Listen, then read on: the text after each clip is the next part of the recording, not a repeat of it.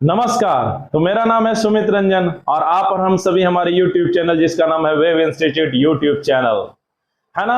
तो आज हम बात करेंगे वेक्टर के बारे में। ये वेक्टर पर लेक्चर नंबर 3 होगा। पहले ही 2 ऑलरेडी लेक्चर बन चुका, उसको आप देख लीजिएगा। तो चलिए आज हम लोग जो बात करेंगे वो होगा टाइप्स ऑफ वेक्टर्स, कि वेक्टर्स होते कितने प्रकार के हैं। तो चलिए वीडियो को शुरुआत करते हैं। चलिए ये है वेक्टर। ये मैथ के लिए इंपॉर्टेंट है क्लास 12th, और फिजिक्स के लिए तो बहुत इंपॉर्टेंट है क्लास 11th और 12th के लिए, है ना। दोनों के लिए फायदेमंद है ये वीडियो। चलिए आज है हमारा लेक्चर नंबर 3। चलिए और टॉपिक है हमारा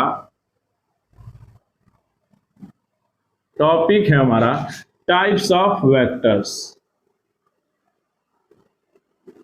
टाइप्स ऑफ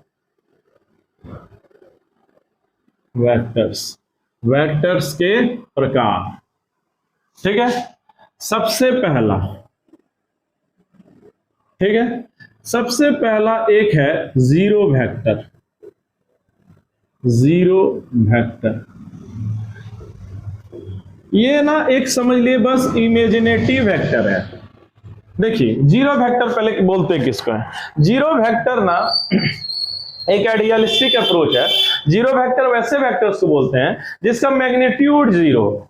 अब जब मैग्नीट्यूड ही 0 हो गया तो डायरेक्शन क्या रहेगा, कुछ नहीं। तो देखिए मैग्नीट्यूड इसका क्या हो जाएगा, इसका मैग्नीट्यूड 0 रहता है। कितना रहता है, 0,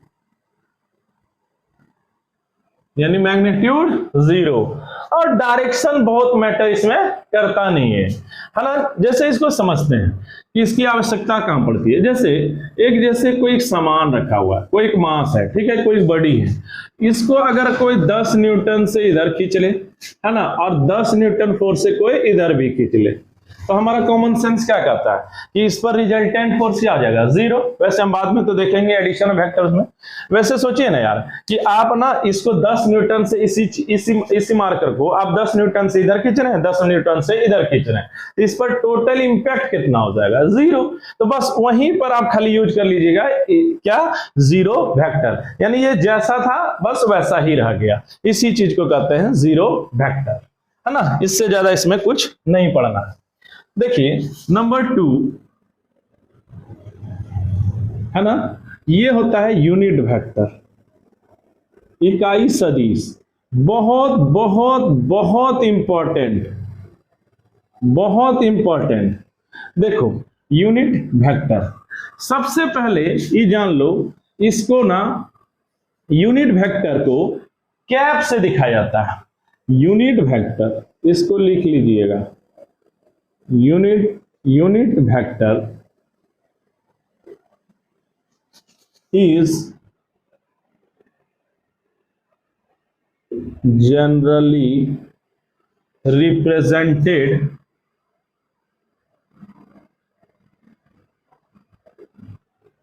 by क्या, किसे दिखाते हैं इसको, कैप। ठीक है। जैसे लिखा रहेगा आपका ए कैप या बी कैप या ए बी कैप, ये सब जान लीजिए।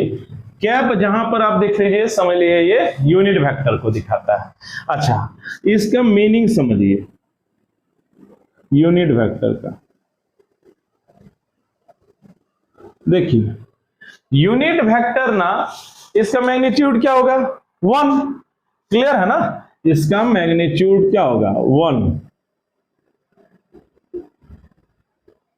मैग्नीट्यूड 1 होगा। अच्छा तब इसमें क्या बच गया, सिर्फ डायरेक्शन रह गया। यानी यूनिट वेक्टर कैसा वेक्टर है जिसका मैग्नीट्यूड 1 हो और इसका कुछ एक डायरेक्शन होता है। देखिए तो इसका मीनिंग क्या बता रहे थे, देखिए यूनिट वेक्टर ना सिर्फ याद रखिए डायरेक्शन को रिप्रेजेंट करने के लिए आता है। क्यों? क्योंकि इसका मैग्नीट्यूड 1 होता है और ये किसी के साथ मल्टीप्लाई होगा तो उसके मैग्नीट्यूड पर कोई तो इंपैक्ट डालेगा नहीं। जैसे 5 है, 5 into 1 करेंगे, यूनिट वेक्टर का मैग्नीट्यूड 1 हुआ तो 5 into 1 1 हो जाएगा, 10 into 1 10 ही हो जाएगा, 50 into 1 50 हो जाएगा। तो जो रह जाता है -15 है, into 1 करेंगे तो -15 आ जाएगा, यानी उसके मैग्नीट्यूड पर तो कोई ये इंपैक्ट डालता ही नहीं है। तो जान लीजिए इसका सबसे बड़ा यूज जो होता है मीनिंग क्या कि यूनिट वेक्टर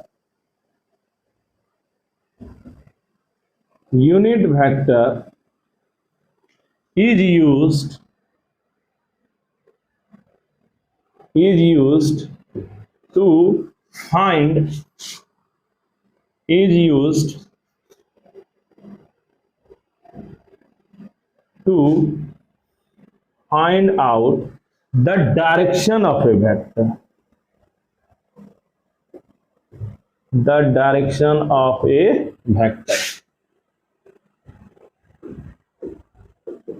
इसका यूज ही होता है किसके लिए? यूनिट वेक्टर का यूज ही होता है किसी का डायरेक्शन दिखाने के लिए, यानी यूनिट वेक्टर का यूज ही है डायरेक्शन रिप्रेजेंट करने के लिए यानी दिखाने के लिए। चलिए इतना उतार लीजिए, पॉज करके उतार लीजिएगा, ठीक है। चलिए देखते हैं, यूनिट वेक्टर बहुत इंपॉर्टेंट है दोस्त।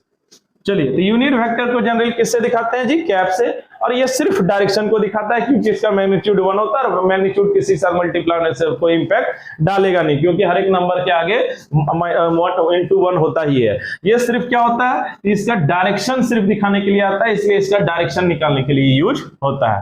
चलिए देखते हैं कि how to find the direction, कि डायरेक्शन कैसे निकालते हैं किसी वेक्टर का, है ना। ये इंपॉर्टेंट पॉइंट है, ध्यान से देखिएगा कि how to find direction, how to find direction of a vector,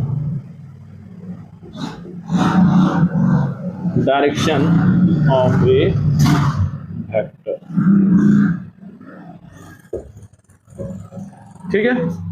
देखो हम लोग क्या जानते हैं कि a वेक्टर सपोज है, इसको क्या लिख सकते हैं? मैग्नीट्यूड ऑफ ए, और फिर इसका डायरेक्शन को एक कैप से दिखाते हैं। ये हम लोग लेक्चर नंबर 2 में जाने थे, आप वो नहीं होगा तो पहले वीडियो देख लीजिए। वेक्टर ए को लिख सकते हैं क्या? वेक्टर ए का मैग्नीट्यूड और ए कैप इसका क्या दिखा रहा था? डायरेक्शन। तो देखिए अगर हम यहां से ए कैप निकालेंगे तो क्या निकलेगा? ए का वेक्टर बाय मैग्नीट्यूड ऑफ ए, क्या निकलेगा? VI relation. देखिए वेक्टर ए को हम लोग ऐसे लिख सकते हैं, हम लोग जानते हैं ये इसका मैग्नीट्यूड दिखा रहा है, ये इसका डायरेक्शन, इसमें दोनों एक साथ है, इसमें दोनों अलग अलग है। तो ए कैप क्या हो गया? इसका ये हो गया वेक्टर ए को इसके मैग्नीट्यूड से आप क्या कर दिए? डिवाइड। तो ये क्या दे दिया? ये क्या दिया? यूनिट वेक्टर दिखा दिया, ये यूनिट वेक्टर है। देखिए जी इसमें क्या है? इसका मैग्नीट्यूड क्या है? ए, इसका भी मैग्नीट्यूड क्या है? ए, तो ए कट जाएगा तो क्या हो जाएगा? 1 नहीं हो जाएगा। जैसे 10 न्यूटन बाय 10 न्यूटन कटेगा तो 1 हो गया। अच्छा ये जो एरो तब बच गया, तो एरो ये क्या दिखाता है? एरो डायरेक्शन को दिखाता है। तो ऑब्वियस सी बात है इतना क्वांटिटी में क्या आया? एरो बचा, तो ये क्या दिखा रहा है? ये क्या दिखा रहा है? एरो। और एरो किसको दिखाता है? एरो दिखाता है किसको? डायरेक्शन को। तो यूनिट वेक्टर का यूज क्या है? डायरेक्शन निकालने में। और कैसे निकालते हैं? तो देखिए यूनिट वेक्टर पहले लिखिएगा ऐसे, यूनिट वेक्टर अलोंग ए वेक्टर सपोज है तो लिखेंगे उसी वेक्टर को उसके मैग्नीट्यूड से आपको डिवाइड दे देना। इंपॉर्टेंट, जैसे पी वेक्टर का निकालना है डायरेक्शन तो पी कैप यानी unit vector along P direction. तो कैसे निकालिएगा? उसी वेक्टर को उसके मैग्नीट्यूड से आप क्या कीजिएगा? डिवाइड कर दीजिएगा, है ना जी, ये निकल जाएगा। अच्छा मान लिया क्यू का निकालना पड़े तो क्यू वेक्टर को डिवाइड कर दीजिएगा उसके मैग्नीट्यूड से। बस यही कहानी होता है, ठीक है। पक्का? तो जान लीजिए सीधा सीधे, बहुत इंपॉर्टेंट है ये बात, वीवीआई नोट कीजिए। किसी का अगर डायरेक्शन निकालना है किसी दिशा में किसी वेक्टर के, तो आप लिख दीजिएगा इकाई सदिश जो दिया है, मान लीजिए ए वेक्टर इकाई सदिश सदिश ए की दिशा में, तो क्या होगा, इसी वेक्टर को उसके मैग्नीट्यूड से आपको सिर्फ डिवाइड कर देना है। ठीक है, समझ में आ गया?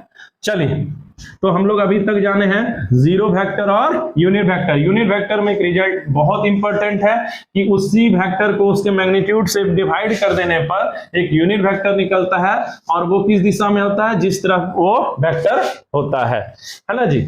चलिए थर्ड नंबर, एक होता है इक्वल वेक्टर्स, टाइप थर्ड, एक होता है equal vectors. Equal vectors, equal vector नाम से स्पष्ट है यार, इक्वल मतलब बराबर, और कौन, वेक्टर। अच्छा, वेक्टर में क्या क्या होते हैं, मैग्नीट्यूड भी होते हैं, डायरेक्शन भी होते हैं। अच्छा, इक्वल कब बोलते हैं जी, जब हर तरह से बराबर हो, चाहे वो किसी भी एंगल से देखा जाए। तो वेक्टर में तो दो ही एंगल देखने का, एक या तो मैग्नीट्यूड देखेंगे और एक डायरेक्शन देख लेंगे। तो यानी मैग्नीट्यूड और डायरेक्शन जब दोनों ही बराबर हो जाए तो हम लोग उसको बोलते हैं इक्वल वेक्टर्स। यानी इक्वल वेक्टर है, जैसे vector A is equal to vector B अगर कहीं लिखा रहे तो हम इससे क्या समझेंगे कि ए यानी ये दोनों का मैग्नीट्यूड वेक्टर ए का और वेक्टर बी का ये दोनों ही बराबर है ना। यानी वेक्टर ए और वेक्टर बी दोनों का क्या है, मैग्नीट्यूड सेम है। नंबर टू, दोनों का जो एरो है वो एक ही डायरेक्शन को दिखा रहा है, तब ही हम लोग इन दोनों को बोलते हैं, यानी मैग्नीट्यूड सेम। इसका मतलब है कि ये होना चाहिए, एक क्या होना चाहिए, magnitude same, magnitude same and direction same.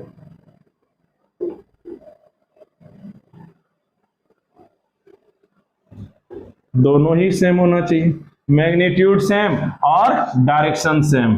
जब ये दो वेक्टर में होता है तो हम उसको इक्वल वेक्टर्स बोलते हैं। ठीक है, चलिए, यानी हर तरह से बराबर हो। चलिए आगे देखते हैं कि निगेटिव ऑफ ए वेक्टर क्या होता है। Fourth type, negative of A vector. Negative of A vector, यानी नेगेटिव ऑफ ए वेक्टर क्या होता है। देखो, मान लिया जाए वेक्टर ए है, ठीक है, मान लिया जाए वेक्टर ए ज्योमेट्रिकल रिप्रेजेंटेशन ये होता है। हम पहले भी बताएं, ये इसका लेंथ क्या होता है, इसका मैग्नीट्यूड दिखाता है, और एरो इसका क्या दिखा रहा है, डायरेक्शन। तो सुनना, अगर आप माइनस ए लगा देते हैं, माइनस, तो जान लीजिए ये क्या होगा, यही सेम वेक्टर रह जाएगा, ठीक है, यानी मैग्नीट्यूड में, लेकिन इसका डायरेक्शन चेंज हो जाएगा। यानी माइनस क्या करता है, किसी वेक्टर में लग जाने पर उसका सिर्फ डायरेक्शन चेंज करता है, मैग्नीट्यूड सेम रहेगा। यानी वेक्टर ए और माइनस वेक्टर ए दोनों का मैग्नीट्यूड सेम होगा, है ना, इन दोनों का क्या सेम होगा, मैग्नीट्यूड, ठीक है, लेकिन डायरेक्शन अपोजिट हो जाएगा। यानी मैग्नीट्यूड सेम, सेम मतलब इक्वल जी, है ना जी, और लेकिन क्या हो जाएगा, डायरेक्शन अपोजिट। डायरेक्शन क्या हो जाएगा, अपोजिट, यानी उल्टा। यानी वेक्टर ए इधर जा रहा है तो माइनस भी, जैसे ये हो गया वेक्टर ए तो ये दिखाएगा तब माइनस वेक्टर ए। अच्छा, ये अगर वेक्टर पी को दिखा रहा है तो माइनस पी वेक्टर क्या होगा, सेम इधर होगा लेकिन अपोजिट डायरेक्शन को दिखाएगा। बस इसी को बोलते हैं vector negative of A vector. तो नेगेटिव क्या करता है, उसका सिर्फ डायरेक्शन चेंज कर देता है, मैग्नीट्यूड सेम रहने देता है, और मैग्नीट्यूड सेम रहने देता है, बस डायरेक्शन को उल्टा करता है, डायरेक्शन क्या हो जाता है, जस्ट अपोजिट हो जाता है। बोले क्लियर है। चलिए लास्ट जो इंपॉर्टेंट है ना, वो उसको बोलते हैं कोलिनियर वेक्टर्स। कोलिनियर वेक्टर्स, देखिए कोलिनियर बहुत इंपॉर्टेंट टॉपिक, फिजिक्स के लिए भी और मैथ के लिए भी। चलिए कोलिनियर वेक्टर्स, देखिए आज थोड़ा सा ना अंग्रेजी सिखाते हैं जी। देखिए यहां क्या है, को कहीं भी लिखा रहे आपको ये दिमाग में आ जाना चाहिए, सेम या फिर टुगेदर, सेम या फिर टुगेदर, ये भाव आपके दिमाग में आ जाना चाहिए को देखते ही, ठीक है। अच्छा, लीनियर किससे बना है, लाइन से बना है, यानी सीधी बात है, दोनों को मिला दीजिए, यानी सेम लाइन, यानी दो वेक्टर जब सेम लाइन पर होते हैं उसको कोलिनियर वेक्टर्स बोलते हैं।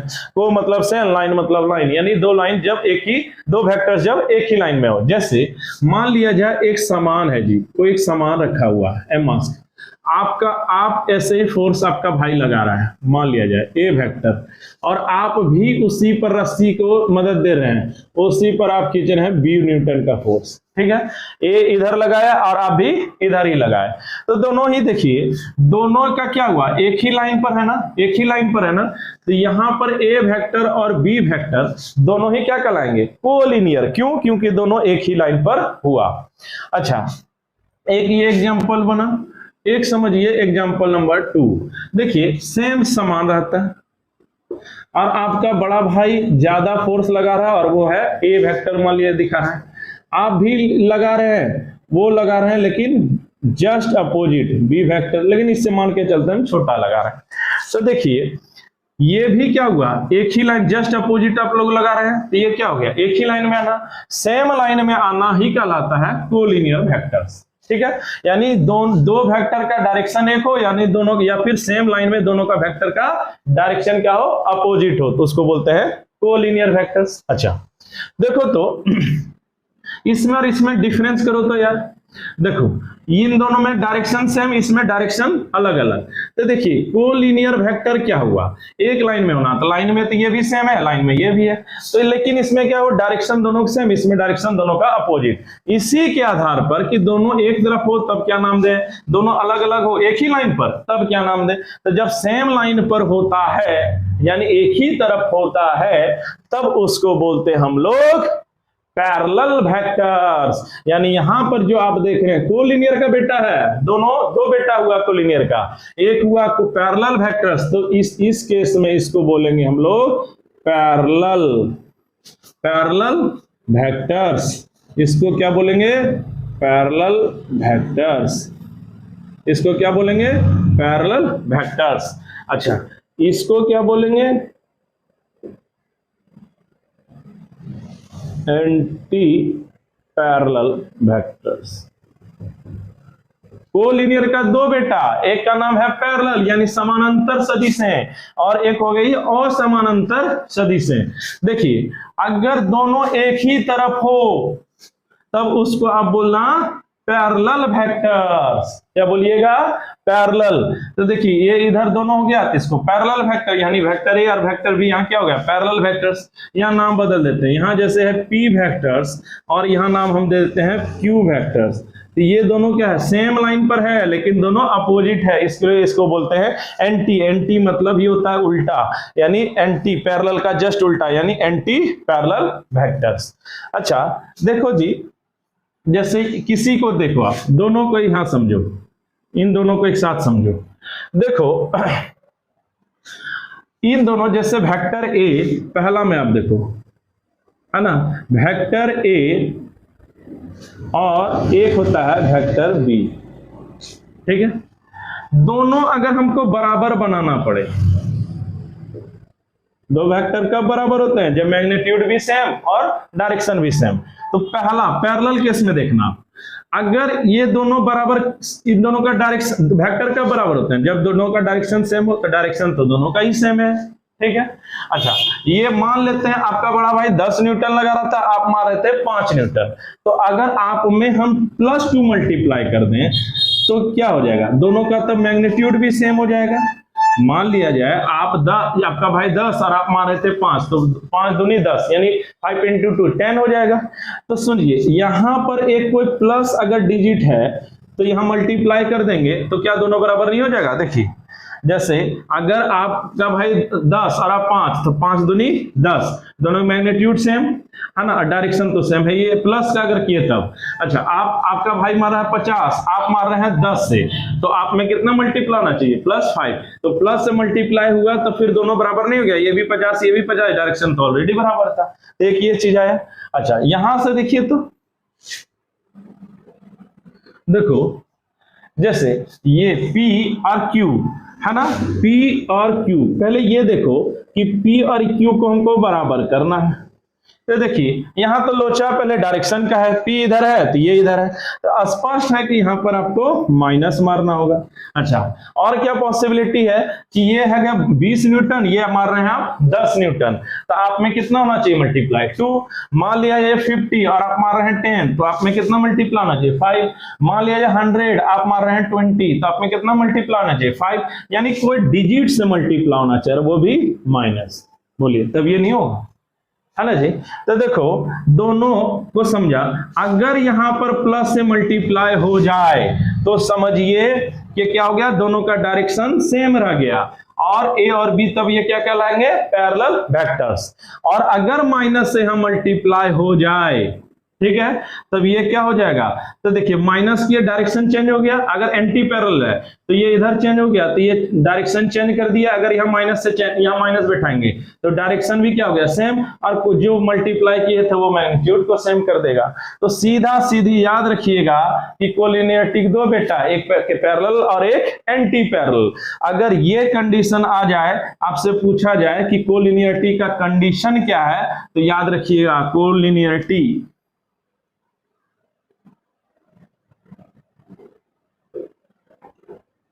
कोलिनियरिटी कंडीशन, कोलिनियरिटी कंडीशन है ना, दोनों मिला के लिख दे रहे हैं कि A = लैम्डा B वेक्टर, ये कोलिनियरिटी का हुआ। बात समझे, यानी दोनों ही वेक्टर का क्या हो गया, मैग्नीट्यूड सेम, डायरेक्शन सेम, और मैग्नीट्यूड ये देख लेगा, अगर सेम होगा तो प्लस, अगर उल्टा होगा तो यहाँ माइनस बैठा ले। तो कोलिनियरिटी कंडीशन ये होता है, इसको आप याद रखिएगा।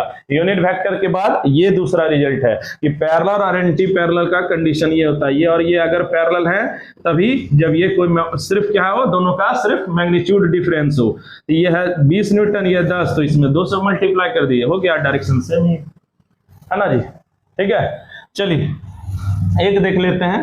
तो कोलिनियरिटी कंडीशन याद रखिएगा, ए वेक्टर = लैम्डा बी वेक्टर, यानी पैरेलल वेक्टर्स का भी और एंटी पैरेलल्स के लिए भी, है ना। चलिए 6 नंबर, कोप्लेनर वेक्टर्स किसको बोलेंगे, स्पष्ट है, को मतलब सेम, प्लेन मतलब एक प्लेन में होना। तो देखिए 6 नंबर